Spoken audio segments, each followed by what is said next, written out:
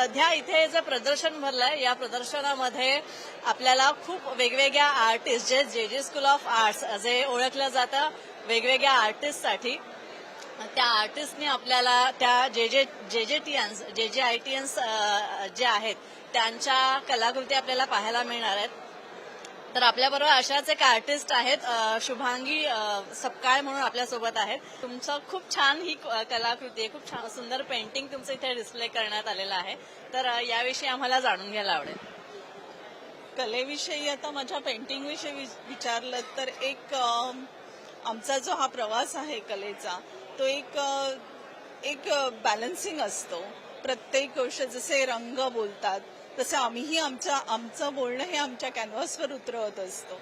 जसं आता ही माझी जी सिरीज आहे ती स्त्रियांवर आहे की ज्या स्त्रिया असतात इतक्या बॅलन्सिंग सगळं करत असतात. आयुष्यातला जो त्यांचा प्रवास असतो त्याच्यात तुम्ही एक मदर अँड चाइल्ड घेऊ शकता, इंटिमसी घेऊ शकतात किंवा फ्रेंडली आपले जे रिलेशन्स असतात त्याने ती तिचं एक बॉन्डिंग तयार करते आणि स्वतःच्या आयुष्याचा प्रवास हा चालू असतो. आणि मग हा प्रवास करताना मला एक अर्थ म्हणजे पृथ्वीवरचा एक जीव जो टर्टल आहे, कासव आहे, त्याच्याकडे जे प्रोटेक्शन तर असतं आणि त्याचं संथ गतीने त्याचं चालणं किंवा त्या गतीने त्याचं सगळं प्रोटेक्शन पटकन त्याचं आणि त्याला जे लाईफ असतं.